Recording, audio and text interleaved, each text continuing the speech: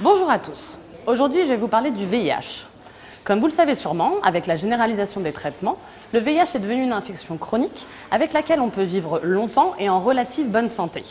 Rien à voir donc avec les cris d'alarme qu'on poussait il y a 15 ans. Ces malades reviennent, qu'on finit par toutes les mettre au cimetière. Donc aujourd'hui, tout va bien? Eh bien, c'est ce qu'on a tendance à croire, mais pas forcément ce qu'on voit sur nos terrains d'intervention. HIV patients are still dying to a big extent, like before the introduction of ARVs. Alors oui, on a fait d'énormes progrès dans la prise en charge du VIH. Mais aujourd'hui, en Afrique notamment, des personnes continuent à en mourir. Et je vais vous expliquer pourquoi. Tout d'abord, il faut faire une distinction entre le virus et le syndrome. On peut être atteint du VIH sans être malade du sida. Si vous êtes dépisté, si vous avez un traitement, si vous avez un suivi médical régulier, vous ne pourrez pas vous débarrasser de l'infection, mais vous pourrez vivre avec sans tomber malade.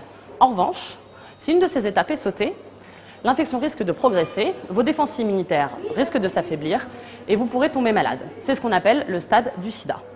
Il y a 17 ans, lorsque Marilyn, notre chef de mission au Malawi, s'énervait, la situation était simple. Les patients atteints du VIH en Afrique mouraient sans avoir jamais vu un seul médicament. En étant une organisation médicale, on se doit de soigner les gens. Aujourd'hui, 18 millions de personnes sont sous antirétroviraux dans le monde. Eh bien, le problème, c'est qu'il ne suffit pas d'être sous ARV pour vivre en bonne santé. Sinon, le sida ne tuerait pas plus d'1 million de personnes par an. Et en 2015, une équipe d'épicentre s'est intéressée à ce qui se passait dans les hôpitaux, au Kenya d'abord, puis au Malawi, en République démocratique du Congo et en Guinée. Le résultat est tombé et il a étonné tout le monde. La moitié des patients hospitalisés sont des personnes séropositives. Et la moitié de ces personnes sont des personnes ayant eu accès aux ARV depuis plusieurs années. Alors ces personnes devraient être en bonne santé? Eh bien non, ça n'est pas le cas. Aujourd'hui, ces personnes sont à un stade avancé de la maladie, avec un grand risque d'en mourir. Quand on prend un traitement à vie, il faut être suivi et soutenu, médicalement d'abord, mais aussi psychologiquement. Si votre traitement se révèle inefficace, vous devez passer rapidement sous un traitement dit de seconde ligne. Et si vous n'arrivez pas à prendre ce traitement, vous pouvez aller voir des conseillers, qui sont souvent des personnes séropositives elles-mêmes, et qui jouent un rôle essentiel auprès des patients. Ça, c'est la situation idéale. Mais au quotidien, les équipes constatent que ça ne se passe pas forcément ainsi. Alors, qu'est-ce qui n'a pas marché? Qu'est-ce qu'on peut faire aujourd'hui pour améliorer la situation? Et quels sont les défis que nos équipes doivent relever? Je vais poser toutes ces questions à David Maman, qui est épidémiologiste chez Epicentre. Mais avant toute chose, je vous propose de retrouver les témoignages de nos patients hospitalisés dans l'hôpital d'Homa Bay au Kenya.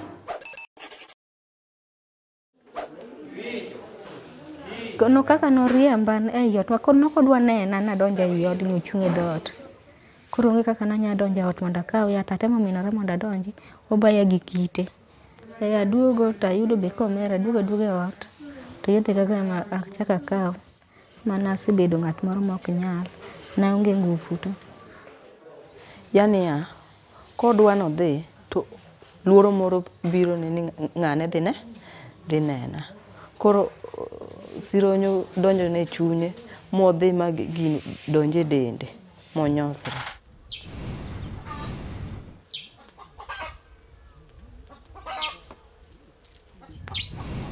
Yadh kula tiyogo dog sabedo karito waya konap dhi apuoch manopuoja ne yadh kula we sabariti monego moyath.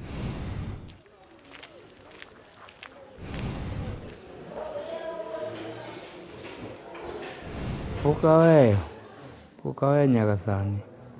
An the same onding'ni marama kabisa. Yath yaro nong'iso ni en imonyo for your life. Rambi kaka time otamo. Bonjour David, alors toi tu fais partie de l'équipe qui a mené l'étude sur le VIH avancé. Alors dis-nous pourquoi aujourd'hui les gens continuent à tomber malades? On a énormément de mal à changer les lignes de traitement quand les patients deviennent résistants. En effet, pour changer un patient sous traitement, il faut, de manière assez précoce, il faut avoir accès à ce qu'on appelle la charge virale. Et c'est quelque chose qui n'est pas encore disponible partout en Afrique. Ça nous prend en moyenne 1 an pour changer quelqu'un de la première ligne à la deuxième ligne, ce qui peut leur laisser le temps de retomber malade. Qu'est-ce qui nous empêche aujourd'hui d'avoir accès à tout ça pour aider les patients? Ce qu'on pourrait faire pour pouvoir limité ce problème de résistance, ce serait de mettre en place des traitements avec ce qu'on appelle des barrières génétiques de résistance plus élevées, c'est-à-dire des médicaments pour lesquels le virus sera moins enclin à développer des résistances. Ça, c'est une première barrière. La deuxième, c'est que nous n'avons pas accès aux tests de résistance en Afrique, quoi. Et du coup, aujourd'hui, nos équipes travaillent sur des études pour améliorer tout ça? C'est bien ça? Au Zimbabwe, on va tester des nouvelles premières lignes qui sont beaucoup plus robustes.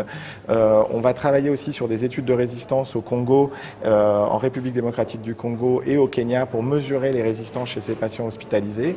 Et on espère au Malawi l'année prochaine pouvoir essayer des nouveaux protocoles pour pouvoir démarrer les patients beaucoup plus rapidement sous deuxième ligne.